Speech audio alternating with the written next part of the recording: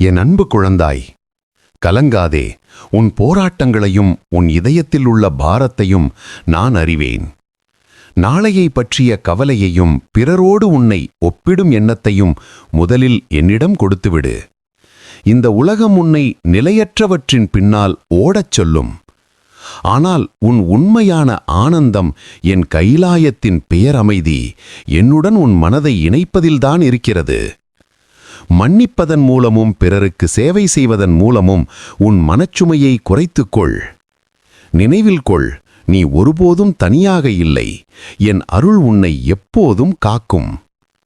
என் பிள்ளையே, இது ஒரு சிறு வழிகாட்டுதல் மட்டுமே. இதன் முழுமையான ஆழமான உரையை நமது சிவனருள் தமிழ் சேனலில் காண கீழே கொடுக்கப்பட்டுள்ள லிங்கை கிளிக் செய்து ஈசனின் பரிபூரண அருளை பெற்று உன் பயணத்திற்கான தெளிவை பெறு.